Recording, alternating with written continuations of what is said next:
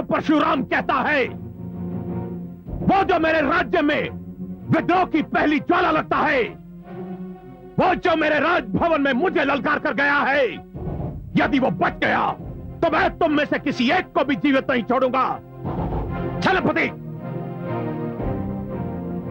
सेवक प्रस्तुत है महाराज। वहां पर जाओ और स्थान पर ऐसा अग्निकांड करो कि नरक की ज्वालाएं भी उस अग्नि को देखकर लज्जा से अपना सिर झुका ले। वहां की हर वस्तु, हर जीव, हर जंतु अग्नि में जले, जलकर मरे और मरकर भस्म हो जाए। अवश्य ऐसा ही होगा महाराज। रुक जाओ सेनापति, ऐसा करने से पहले उस दुष्ट को ढूंढो। यदि वो कहीं छुप जाए तो उसके परिवार को बंदी बना लो, उन्हें यातनाएं दो। उसके पश्चात यदि वो मिल जाए तो उसके खंड खंड करके उसे अग्नि की भेंट चढ़ा दो। मैं ऐसा ही करूंगा महाराज। ऐसा ही करना होगा सेनापति। यदि हमने ऐसा नहीं किया तो एक समानांतर शक्ति हमारे सामने सर्प की भांति फन फैलाकर तन जाएगी। इससे पहले कि वो फन ताने, उसे रगड़ रगड़ कर मार डालो। जी महाराज।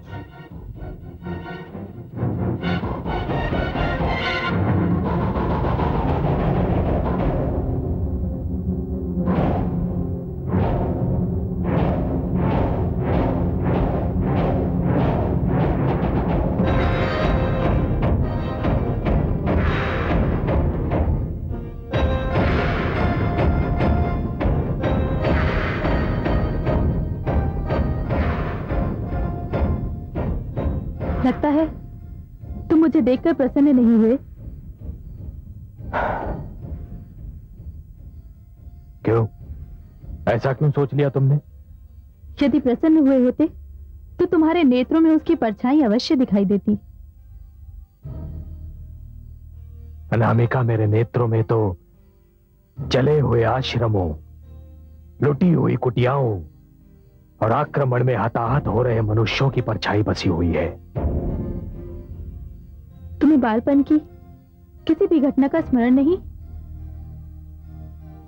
है अनामिका, पर अग्नि की लपटों ने उन स्मृतियों को इतना झुलसा दिया है कि कभी कभी मैं उन्हें पहचान ही नहीं पाता।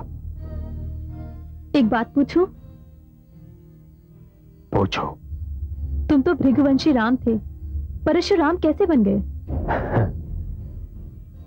हाँ अनामिका, जन्म ने मुझे भृगुवंशी राम बना दिया था, पर परिस्थितियों ने मुझे परशुराम बना दिया।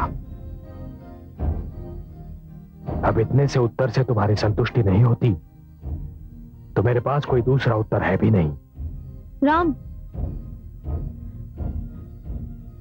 अपने नाम की भांति तुम भी बदल गए हो।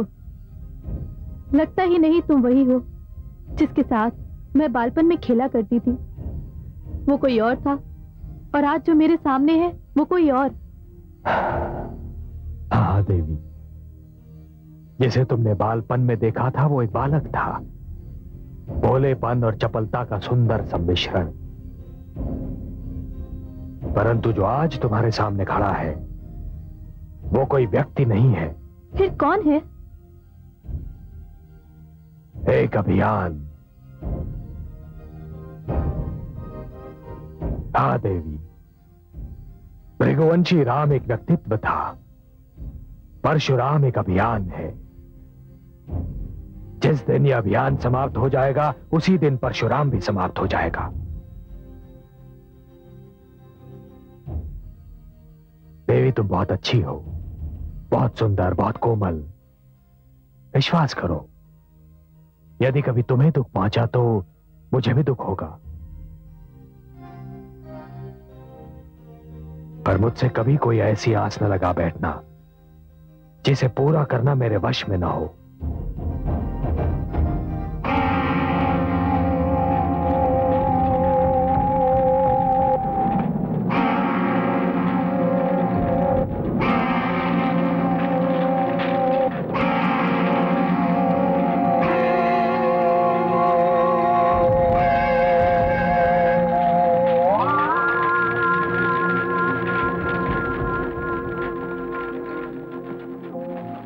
सैनिकों, सबको अंदर से बंदी बनाकर लाओ।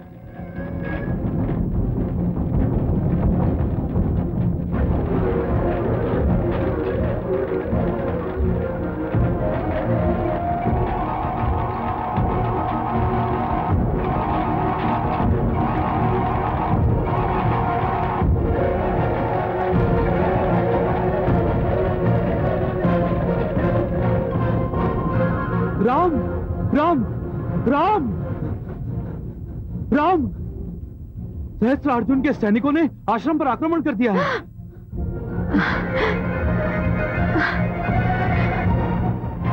ऋषि जमदग्नि, कहां है तुम्हारा पुत्र?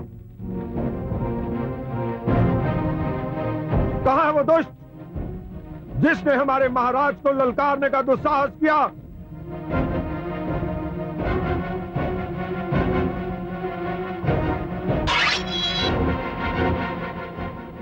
यदि तुम लोगों ने अपने मुख नहीं खोले तो मैं तुम सबको चुन चुन कर मार डालूंगा। बताओ कहां है वो? यहां हूं मैं।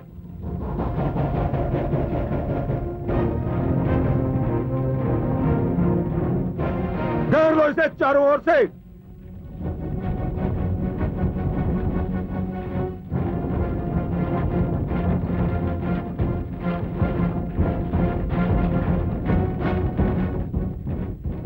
अब जबकि तुमने मुझे चारों ओर से घेर लिया है, मेरे परिवार को मुक्त कर दो।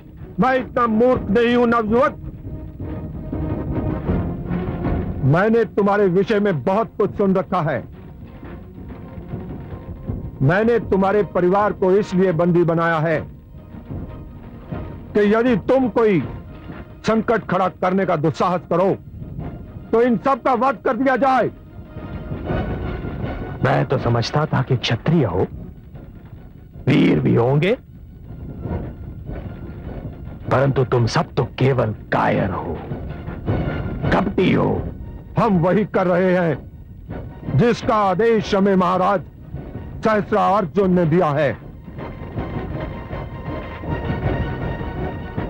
अनुचित आदेश का पालन उतना ही अनैतिक होता है जितना कि स्वयं अनुचित आदेश। यदि तुम्हारे राजा सहस्त्रार्जुन को अनुचित आदेश देने का दंड मिलेगा तो तुम सबको भी उस अनुचित आदेश के पालन करने का दंड अवश्य मिलेगा और बार बार मिलेगा। सैनिकों, रुक जाओ। तुम एक शिक्षक की संतान हो पुत्र, तुम शिक्षक हो।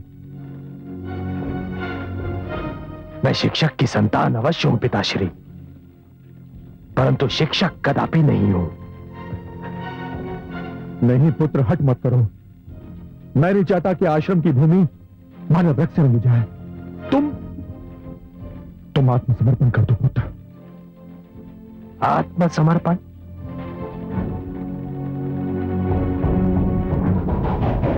आत्मसमर्पण?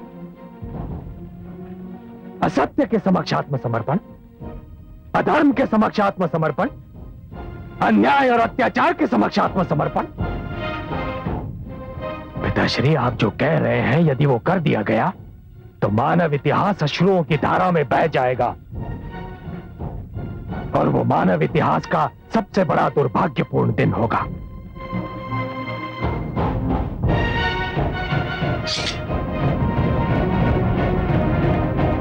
मैं आत्मसमर्पण नहीं करूंगा। यह इस तरह नहीं मानेगा। खंड खंड कर दो इसके।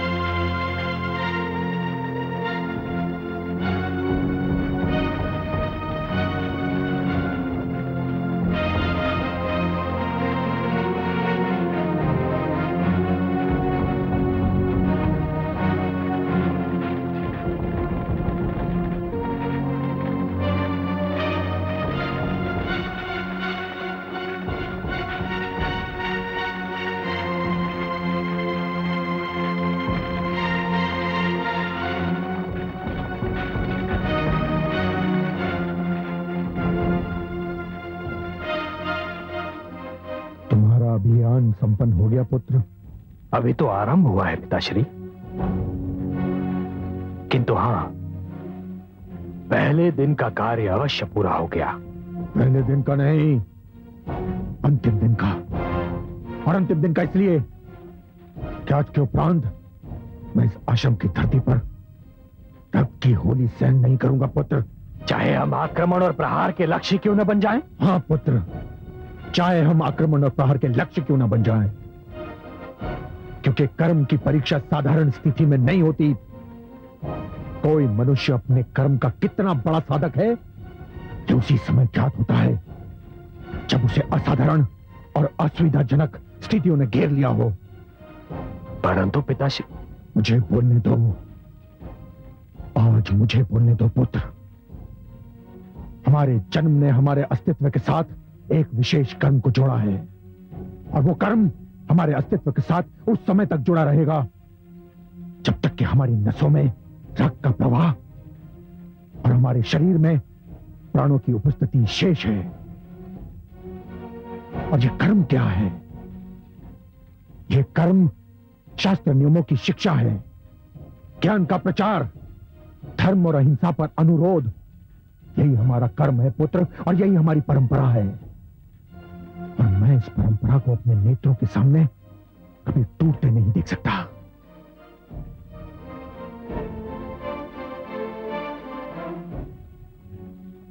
क्षमा करें पिताश्री, वो परंपरा जो हिंसा के समक्ष सिर झुकाना सिखाती है, वो परंपरा जो आतंक से दब जाना सिखाती है, वो परंपरा जो अन्याय, असत्य और अत्याचार को चुपचाप सह जाना सिखाती है, उसे बदलना चाहिए, उसे टूटना चाहिए पिताश्री।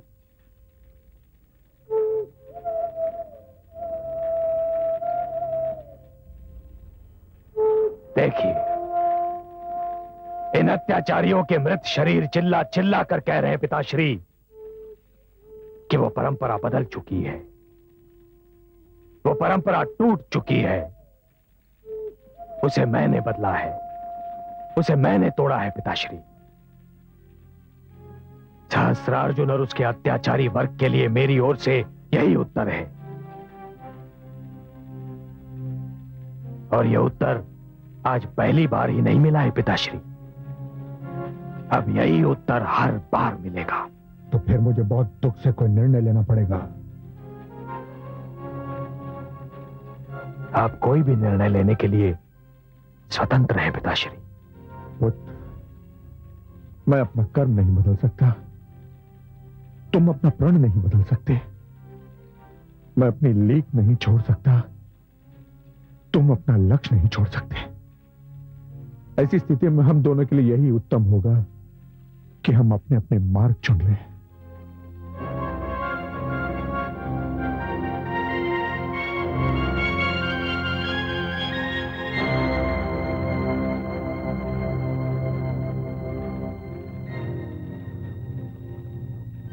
मैं परंपरा बदल नहीं सकता और न ही उसे तोड़ सकता हूं। सत्य तो यह है पुत्र कि मैं उसे अपने नेत्रों के सामने टूटता हुआ देख भी नहीं सकता।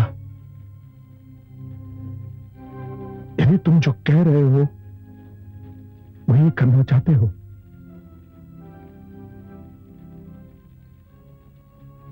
तो पुत्र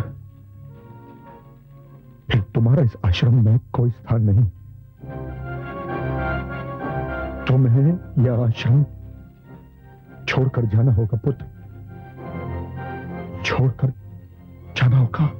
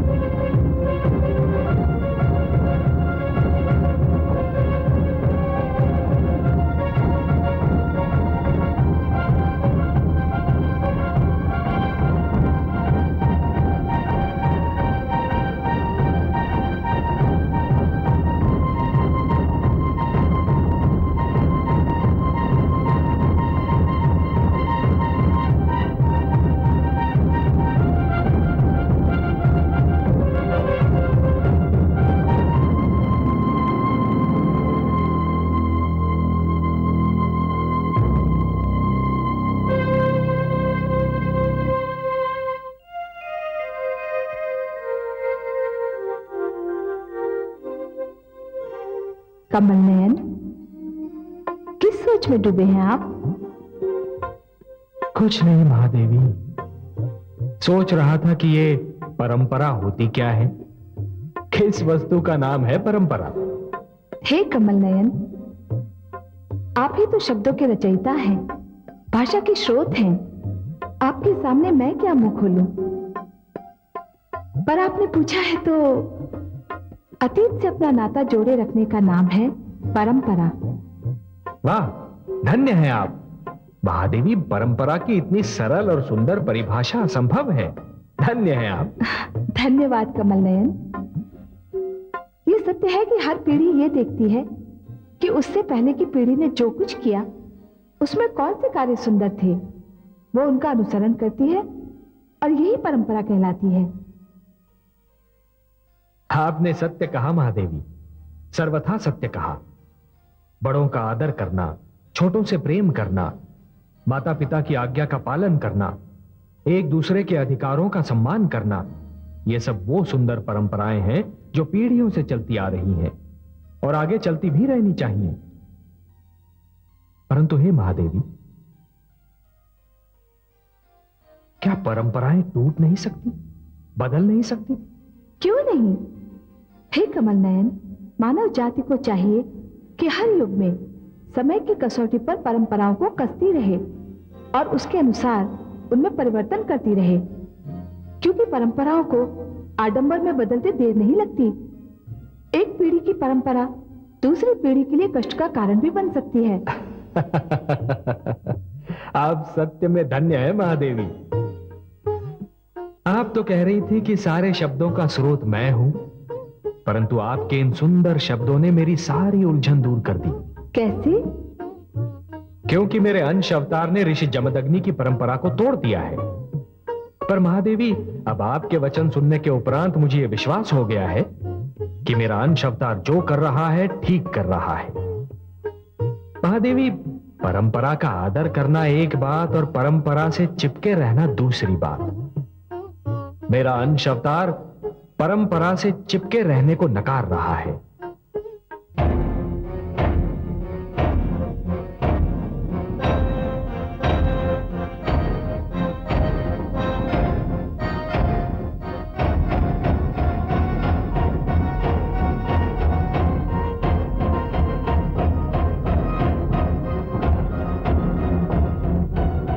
यदि तू मुझे अपनी पराजय का समाचार सुनाने आया है तो वो समाचार मैंने सुन लिया है। अब मुझे तेरी कोई आवश्यकता नहीं। क्षमा महाराज, क्षमा महाराज, क्षमा।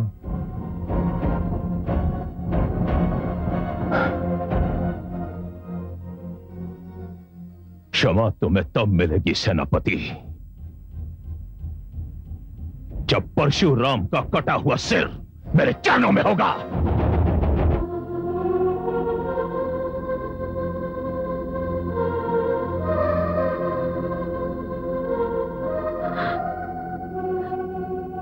आयुष्मान भव पुत्र।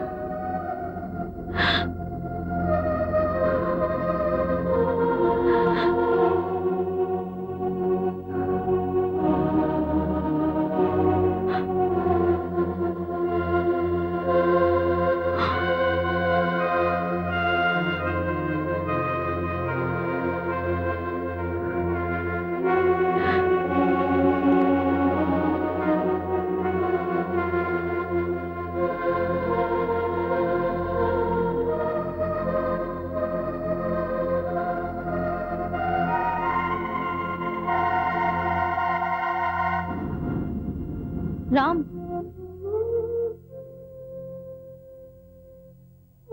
क्या बात है अनामिका? तुम कहाँ जा रहे हो? ये तो मैं भी नहीं जानता। मैं वो पथिक हूं अनामिका जिसे अपने लक्ष्य का ज्ञान तो है, परंतु अपने मार्ग का ज्ञान नहीं है। मेरी दशा सर्वथा विपरीत है। अर्थात? मुझे अपने मार्ग का ज्ञान है, किंतु लक्ष्य का नहीं। मैं उस मार्ग पर चल सकती हूँ, किंतु लक्ष्य तक पहुंच नहीं सकती।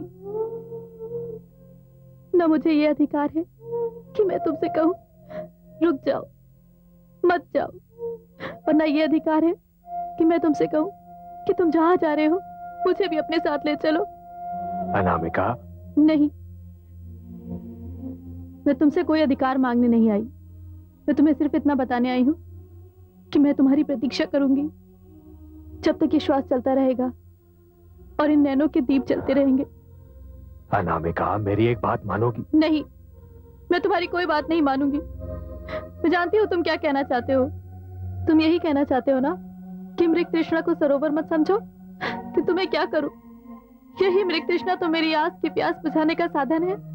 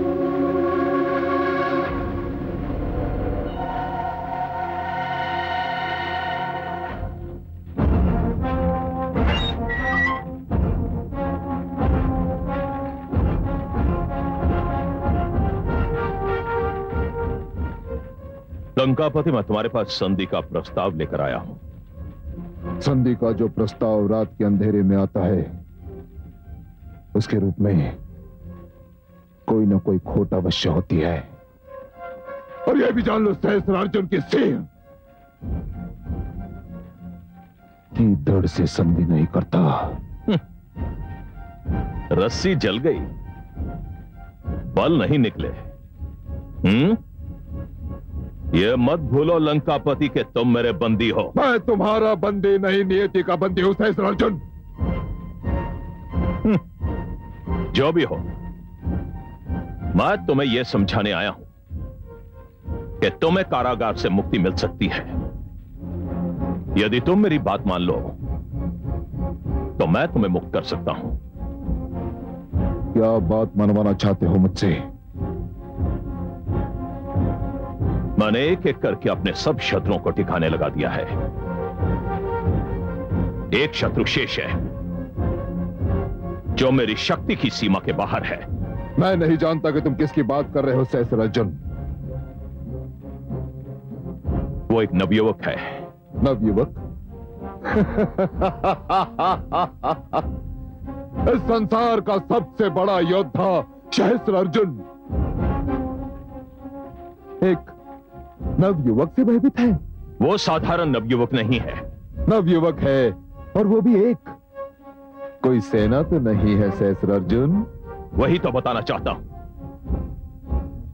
वो नवयुवक है, परंतु बड़े बड़े अनुभवी योद्धा उसके समक्ष कुछ नहीं।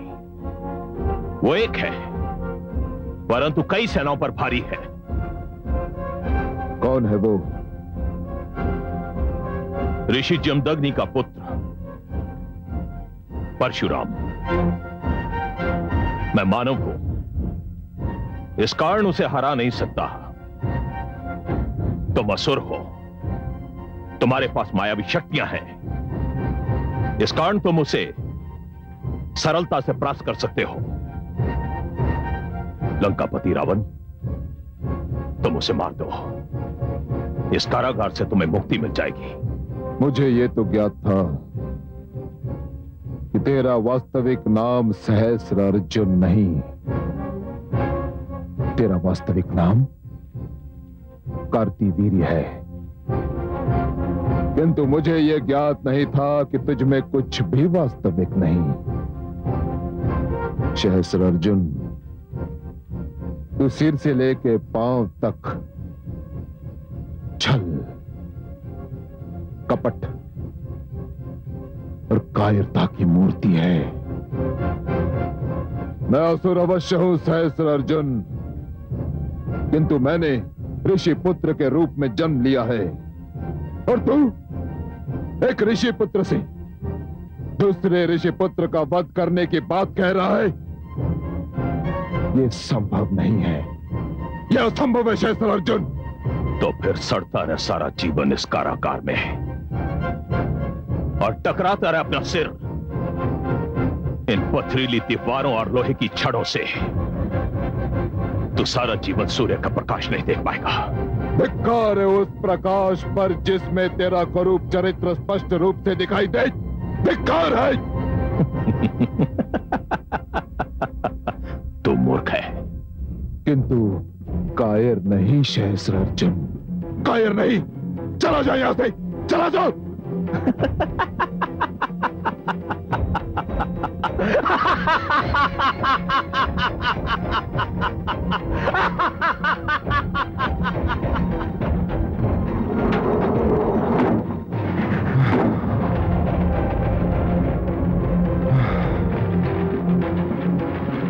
हे शिव शंभू,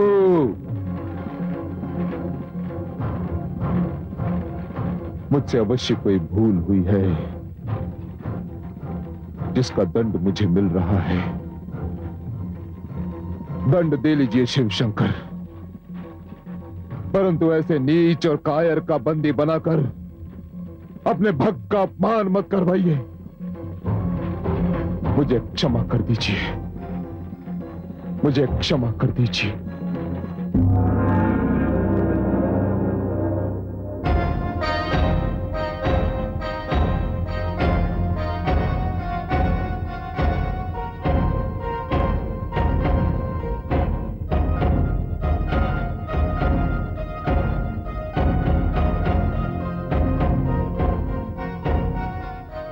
प्रणाम माता, प्रणाम गुरुदेव। क्या आदेश है आचार्य? आपका शिष्य आपके चरणों में उपस्थित है। शिष्य, तुम्हें स्मरण है मैंने तुमसे गुरु दक्षिणा नहीं ली थी। और मुझे यह भी स्मरण है गुरुदेव कि आपने यह कहा था कि आप गुरु दक्षिणा उचित समय पर मांगेंगे।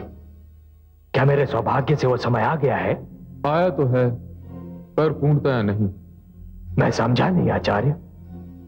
अभी मैं तुमसे केवल आधी गुरु दक्षिणा मांग रहा हूं, शेष आधी किसी और समय पर मांगूंगा।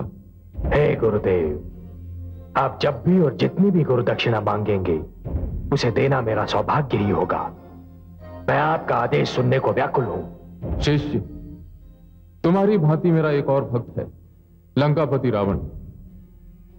जिस समय तुम्हारा अभ्यास पूर्ण हुआ था उसी समय सहस्त्र अर्जुन ने उसे अपना बंदी बना लिया था। मुझे भली भांति स्मरण है। वो विद्वान है, प्रतापी है, परंतु उसे अपने पराक्रम पर बहुत अधिक अभिमान हो गया था। अब उसे अपने अभिमान का दंड मिल चुका है। तुम जाओ और उसे सहस्त्र अर्जुन के कारागार से मुक्ति दिला दो। जो आज्ञा गुरुदेव, जो आज्ञा। प्रणाम। सुनो पुत्र, मेरे भोलेनाथ के सभी भक्त होते हैं, शिष्य नहीं होता। तुम अकेले हो जिसे उन्होंने अपना शिष्य बनाया है। इसे मैं अपना परम सौभाग्य समझता हूं माता। तुम ये कदापि ना समझना कि पिता का घर छोड़ने के उपरांत तुम बेघर हो गए हो। ये कैलाश तुम्हारा घर है और इस घर के द्वार सदा के लिए तुम्हारे लिए खुले रहेंगे। हे शेरावाली, आपको कोटि कोटि प्रणाम। मैं सदा के लिए आपका ऋणी हो गया।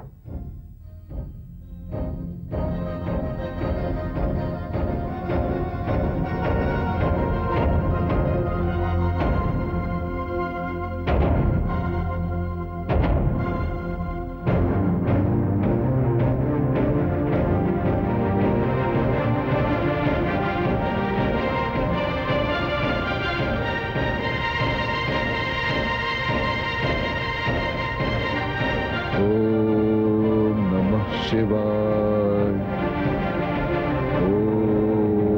ओम नमः शिवाय।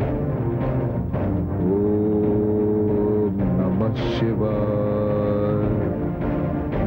ओम नमः शिवाय।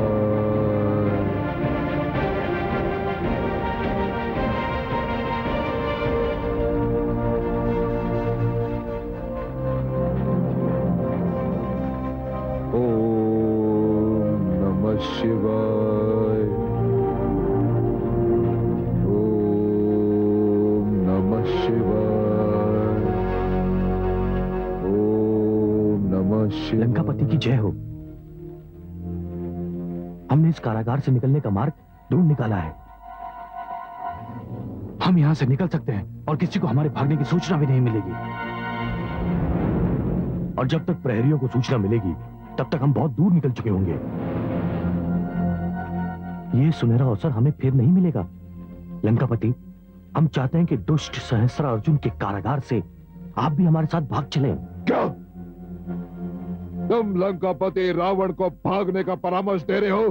तुम इसका साहस कैसे हुआ? क्या तुम चाहते हो कि इतिहास लंकापति रावण का यूं स्मरण करे कि वो ऐसा राजा था जो चोरों के साथ चोरों की भांति इस कारागार से भाग गया था? फिर तो सारा जीवन आपको इसी कारागार में रहना होगा। रह सकता हूं, मैं रह सकता हूं। इस कारागार के एक बंदी के रूप में मर भी सकता हूं मैं, किंतु भगोड़े का कलंक अपने माथे पर लगाकर जी नहीं सकता मैं। चले जाओ यहां से, चले जाओ, चले जाओ। चलो चलो। हे शिव शंकर, ओम नमः शिवाय।